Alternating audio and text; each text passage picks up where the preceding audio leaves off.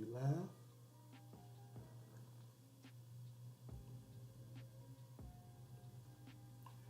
All right, test, test, test, test. All right, audio is good. Let's go ahead and throw this out to the Twitter.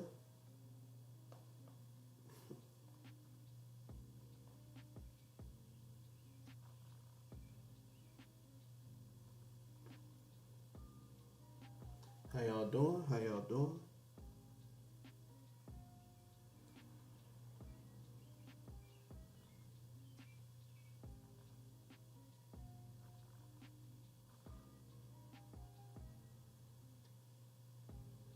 Here we go. How y'all doing today? It is Frankly Football. I am your humble host, Brandon. Take a seat. Get a handful of the mean. Get yourself comfortable. And we are here to talk about the first week of Cowboys OTAs and what I noticed, the good, the bad, all of the above, and the things that I think don't really matter. So, a lot of people talked about Tyron Smith and the fact that he set out of practice. Well, organized team activities. I'm not going to call these full practices yet. Are we really surprised here? I think that if you've tuned in to my channel for any period of time, you know that I think that Tyron Smith will miss games every single year. I think that he can be counted on for anywhere from 10 to 12 games this year. And it's just a matter of when those games will come, whether it's all together or whether it's sporadic throughout the year that he does miss those games. I do think that the team is being cautious with players, though. So, hopes are that his neck or his back isn't saying ouch too much at this point in time, Speaking of that tackle spot, I think that it's interesting that the team immediately went to Matt Waletzko, a rookie, at the left tackle spot, and then kind of sprinkled in a little bit of Josh Ball, to give it a little razzle dazzle. Because if you also have paid attention to any of my previous videos, I think my last 2 or 3 videos, as well as my appearances on other Cowboys YouTubers channels, I am of the opinion that if Terrence Steele slips on a rock and gives up any of that lead, or Tyron Smith says ouch too many times, I think that Matt Waletzko could be one of those guys that scoops up those snaps and, especially if it comes to Terrence Steele's spot, may not let it go. I'm not the biggest Terrence Steele fan, as some of you may know.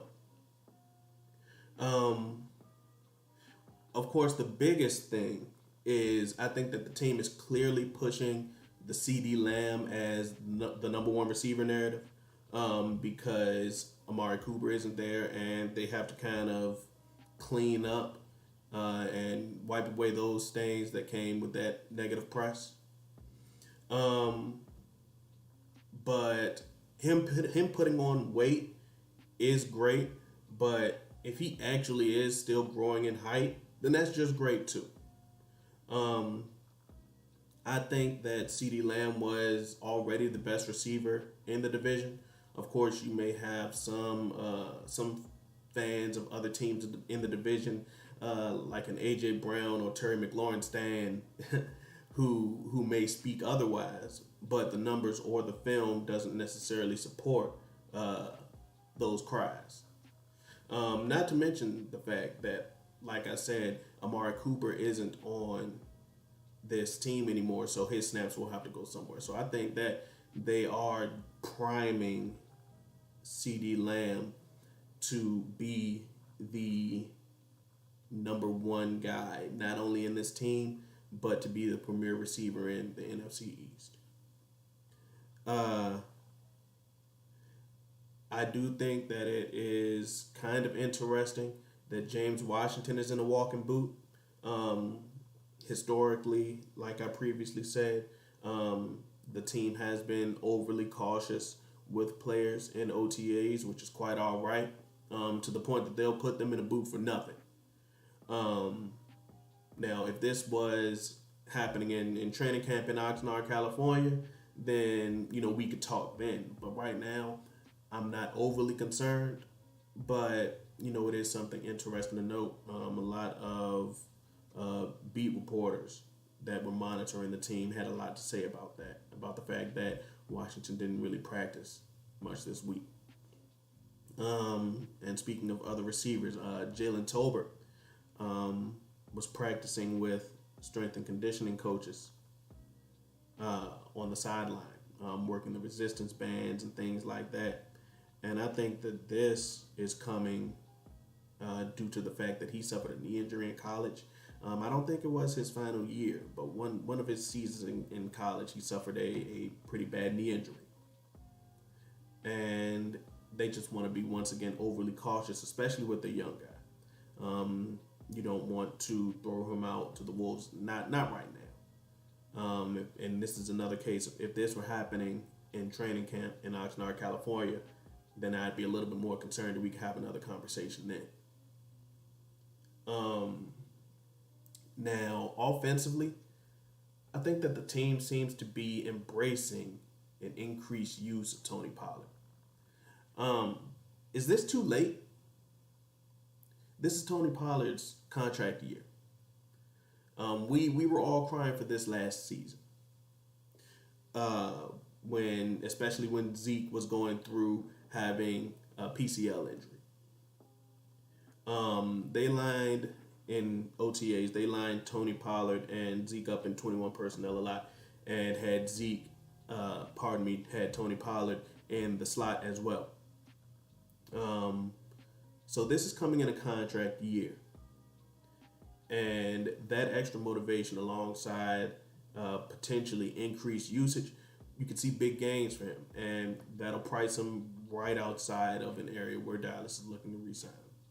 Which is great for him as a person, as a player. I love to see people that look like me get paid. But it's not going to be good for the business side. And defensively, Sam Williams is huge, man. He's just as big as DeMarcus Lawrence as a rookie. I only saw one picture of them beside each other, but so the shoulders was just as broad, and height-wise, they were standing alongside each other. Sam Williams hasn't even gotten an off season where he can kind of grow and step inside that hyperbolic time chamber in order to get that extra size and strength and angriness inside of him yet. He's already as big as your premier edge rusher. So that was something that, it got me excited. Especially because a lot of people slept on the Sam Williams pick because of the off the field issues. But man, he is huge. I can't wait to see him, get those rotational snaps when it comes to when his number is called. Now, a lot of going back to the offense, with a few receivers being on the sideline, we did get to see a lot of Simi Fehoko, Noah Brown, TJ Vasher.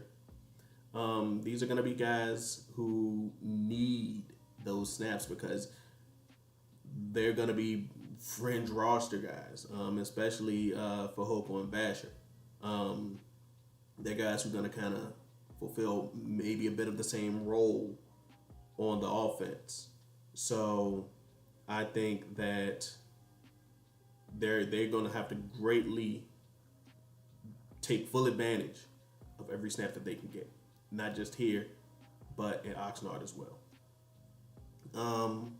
But I think that's all I got for y'all. Those are the main points, the main takeaways that I have in my notes for this first week. I wanted to get something out there, especially because I didn't really record any content this week. So if you haven't already, go ahead and give this video a like. Subscribe to the channel if you're not already. And this has been Frankly Football. Peace.